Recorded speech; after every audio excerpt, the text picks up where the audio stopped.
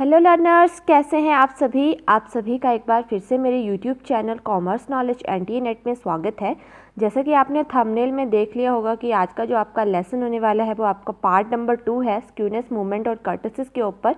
Part number 1 जो था वो मैंने आपको कल करवा दिया था। अगर आपने नहीं देखा है तो प्लीज़ उसे भी जल्दी से जाके देख लीजिए। आज हम कर्टसिस और मूवमेंट्स के बारे में पढ़ेंगे। बिजनेस स्टैटिस्टिक्स के ये बहुत ज़्यादा इंपॉर्टेंट कॉन्सेप्ट हैं।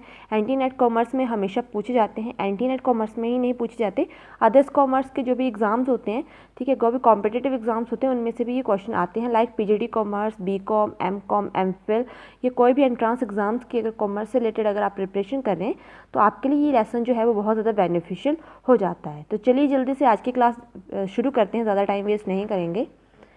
सबसे पहले बात करते हैं कि कर्टसिस क्या होता है। अगर आपने कर्टसिस के बारे में नहीं पढ़ा है, स्क्यूनेस के बारे में नहीं पढ़ा, तो प्लीज़ उसे जल्दी से जाके पढ़ लीजिए। मैंने स्क्यूनेस को आपको अच्छे से जो है वो डिस्कस कर दिया है। कर्टसिस क्या होता है? कर्टसिस जो होता है वो डिस्ट्रीब्यूशन की फ्लैटनेस को मेज़र करता है। डिस्ट्रीब्यूशन क्या होता है? ये होता है आपका नॉर्मल डिस्ट्रीब्यूशन कर्व। अब नॉर्मल डिस्ट्रीब्यूशन कर्व कितना फ्लैट है, ठीक है, कितना वो ऊंचा है, ठीक है, कितना छोटा है, नॉर्मल है या नहीं है, उस सभी को कौन मेज़र करता है? आपका कर्टसिस मेज़र करता है। स्क्यूनेस क्या मेज़र करता था? स्क्यूनेस मेज़र करता था कि नॉर्मल डिस्ट्रीब्यूशन कर्व कितना सिमेट्री है, ठीक है। स्क्यूनेस बताता था कि वो समान है या नहीं है, ठीक है, वो स्क्यूनेस बताता था। कर्टसिस बताता है कि वो कितना फ्लैट है, ठीक है, कितना ऊंचा है, कितना छोटा है, दैट इज़ उसको रिप्रेजेंट करता है कर्टसिस। अगर आपका डिस्ट्रीब्यूशन कर्व जो है वो ग्रेटर पीकनेस है, ग्रेटर पीकनेस का मतलब होता है कि डिस्ट्रीब्यूशन कर्व जो है वो बहुत लंबा है, बहुत ऊंचा है, ठीक है, तो उसे बोला जाएगा आपका लेप्टोकर्टसिस। उसे लेप्टोकर्टसिस बोलते हैं। अगर आपका डिस्ट्रीब्यूशन कर्व जो है वो ज़्यादा ऊंचा है तो उसे लेप्टोकर्टसिस बोला जाता है, ठीक है। नेक्स्ट बात करते हैं कि अगर आपका डिस्ट्रीब्यूशन कर्व जो है मोर देन फ्लैट है, ठीक है, नॉर्मल कर्व से, जैसे आपका नॉर्मल कर्व ये होता है, अगर नॉर्मल कर्व से ज़्यादा फ्लैट है, मतलब इस तरह से है, तो उसे बोला जाएगा प्लेटो या प्लेटी कर्टसिस, ठीक है। अगर आपका डिस्ट्रीब्यूशन जो है वो बिल्कुल बहुत ज़्यादा फ्लैट है तो उसे प्लेटी कर्टसिस बोला जाएगा। अब हम बात करते हैं कि मेसोकर्टसिस क्या होता है। जब आपका डिस्ट्रीब्यूशन कर्व जो होता है वो बिल्कुल नॉर्मल होता है, जैसे होता है, मतलब जो उसका नॉर्मल एक्चुअल साइज वैसे होता है, तो उसे बोला जाता है मेसोकर्टसिस। तो आई होप आप तीनों को अच्छे समझ के होंगे। डायग्राम के थ्रू आपको बताती हूँ ताकि आप इसे अच्छे से जान जाएंगे। तो ये है आपका लेप्टोकर्टसिस। आपको दिख रहा है कि आपका जो डिस्ट्रीब्यूशन कर्व है बहुत ज़्यादा ऊंचा है, ग्रेटर पीकनेस है, ठीक है। ग्रेटर पीकनेस का मतलब है कि इसका जो ये शिखर है ये बहुत ज़्यादा ऊंचा है, दैट इज कॉल्ड ए लेप्टोकर्टसिस, ठीक है। अब हम बात करते हैं कि प्लेटिकर्टसिस। जैसे आपको दिख रहा है बहुत ज़्यादा फ्लैट है, नॉर्मल कर्व से छोटा है और बहुत ज़्यादा फ्लैट है, दैट इज कॉल्ड अ प्लेटिकर्टसिस। और अगला है आपका मेसोकर्टसिस, जो कि आपका नॉर्मल कर्व की तरह है, बिल्कुल ना ज़्यादा बड़ा है ना ज़्यादा छोटा है, तो उसे बोला जाता है मेसोकर्टसिस, ठीक है। तो आई होप आप इसे अच्छे से समझ के होंगे कि कर्टसिस क्या रिप्रेजेंट करता है। कर्टसिस रिप्रेजेंट करता है आपके डिस्ट्रीब्यूशंस की फ्लैटनेस को।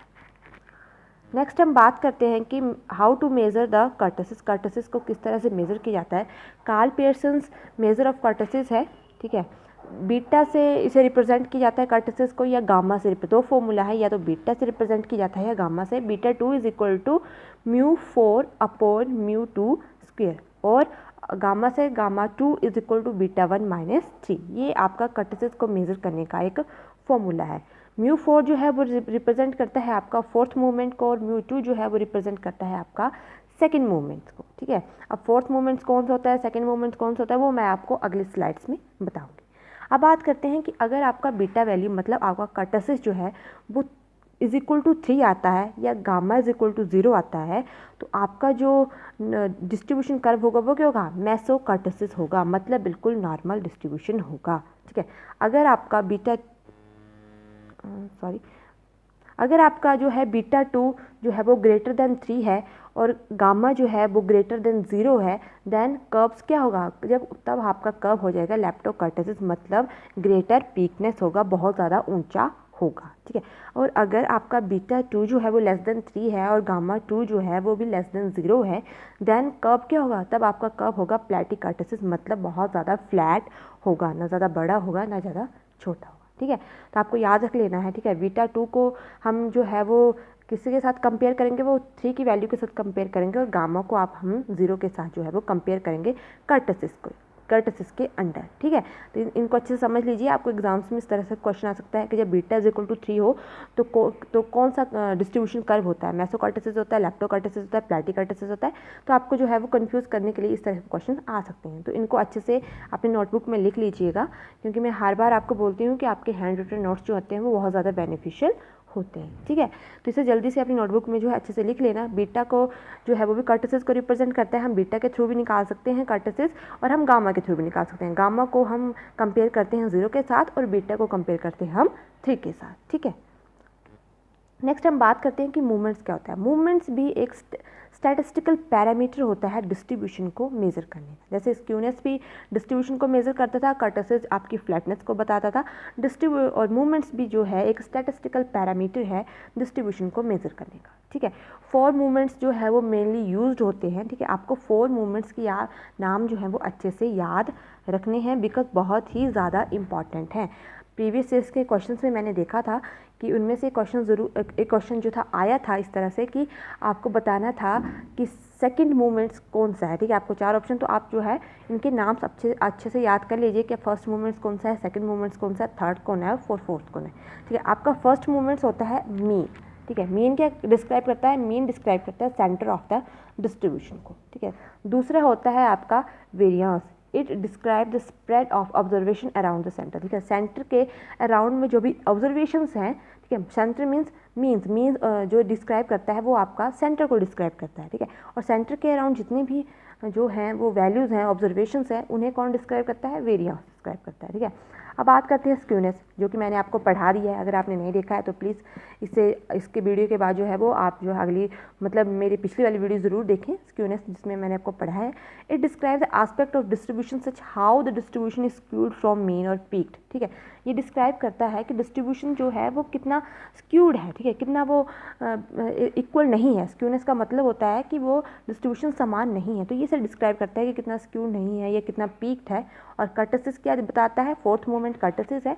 कर्टेसिस क्या बताता है, मैंने आपको बताया है, कर्टेसिस बताता है फ्लैटनेस ऑफ डिस्ट्रीब्यूशन की, फ्लैटनेस ऑफ डिस्ट्रीब्यूशन। ठीक है, कि आपका डिस्ट्रीब्यूशन कब कितना फ्लैट है, कितना पीक्ड है, कितना जो है नॉर्मल है, कितना जो है वो या तो लेप्टोकर्टेसिस है, प्लैटोकर्टेसिस है या मेसिकर्टेसिस है, तो वो जो है आपको कर्टेसिस बताता है। ठीक है, तो आई होप आपको जो है वो मूवमेंट्स भी अच्छे से समझ आ गए होंगे और कर्टेसिस के बारे में भी अच्छे से पता चल गया होगा। ठीक है, तो इतना ही है इसके बारे में, इतना ही इसमें से पूछा जाता है नेट के एग्जाम्स में, इतना ही इसके बारे में है। तो आई होप लर्नर्स आपको आज का लेक्चर जो है वो अच्छा लगा होगा। अगर अच्छा लगा है तो प्लीज़ लाइक कीजिए, शेयर कीजिए और कमेंट कीजिए अगर आपको किसी तरह की क्वेरीज़ है। ठीक है, और अगर आप मेरे चैनल पे बिल्कुल नए हैं तो प्लीज़ चैनल को सब्सक्राइब कर दीजिएगा। और अगर आपको जो भी है आपको PDF नोट चाहिए हो या कोई भी ई बुक्स चाहिए हो, पेपर 1 पेपर 2, जो कि मैं आपको टेलीग्राम ग्रुप में जो है वो प्रोवाइड करवाती रहती हूँ।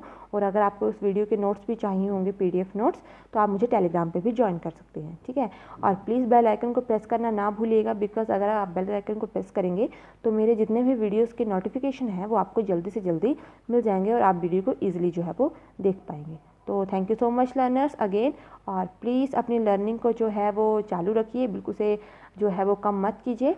और thank you so much, bye bye.